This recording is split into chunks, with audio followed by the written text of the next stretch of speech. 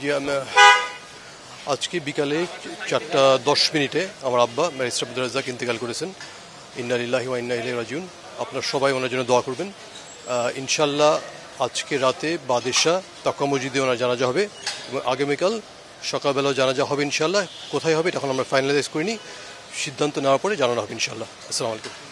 উনি দীর্ঘদিন সাবেক সরকারের নির্যাতনে এবং প্রোপাগান্ডা বা মিথ্যা অভিযোগের কারণে দেশে বসবাস করতে পারেননি। উনি ইংল্যান্ডেরও একজন আইনজীবী, সেখানে উনি প্র্যাকটিস করেছেন। 5ই আগস্ট ফ্যাসিস্ট সরকারের পতনের পর উনি দেশে এসেছেন এবং উনি কিছুদিন নিয়মিত আইনজীবী হিসাবে মামলা পরিচালনা করেছেন। সর্বশেষ বাংলাদেশ জামাত ইসলামীর কেন্দ্রীয় নেতা জনাব এটিএম আজহার সাহেবের মামলায় উনি অ্যাপিলেট ডিভিশনে ওনাকে আমরা মুভ করতে দেখেছি। পরবর্তীতে ওনার শরীরের অবস্থা খারাপ হওয়ার কারণে উনি আর কোর্টে যেতে পারেননি। আপনারা জানেন আজকে উনি ইন্তেকাল করেছেন। এটি আইন অঙ্গনের জন্য, আমাদের মতো আইন শিক্ষার্থীর জন্য এবং সর্বোপরি এ দেশ, এ জাতির জন্য একটি অপূরণীয় ক্ষতি। RICL TMX, যুগের পর যুগ স্থাপনা থাকে মজবুত। ওনাকে দুটা কারণে ওনার উপর সরকারের রাগ ছিল। প্রথম কারণ হচ্ছে উনি জামাতের নেতৃবৃন্দের আইনজীবী হিসাবে মামলা পরিচালনা করতেন এবং ওনার মেধা এবং দক্ষতা অনুযায়ী যেন উনি ডিফেন্সকে সহায়তা না করতে পারেন, এই জন্য তার উপর বারবার প্রেশার ক্রিয়েট করা হতো।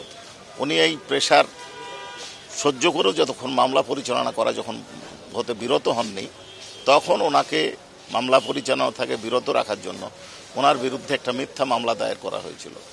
এবং আপনারা আশ্চর্য হবেন শুনে, উনি যখন লন্ডনে ছিলেন অথচ ওই সময় উনি ঢাকায় রামদাহাতে আক্রমণ করতে গেছেন আওয়ামী লীগের লোকজনকে, এই মর্মে মিথ্যা মামলা দায়ের করা হয়েছিল এবং ওনাকে আর পরবর্তী এ দেশে আসতে দেওয়া হয়নি। উনি সেখানেই অসুস্থ ছিলেন, প্র্যাকটিসও করতেন কিছুদিন মাঝে। গত বছর উনি চরম অসুস্থ হয়ে পড়েছিলেন।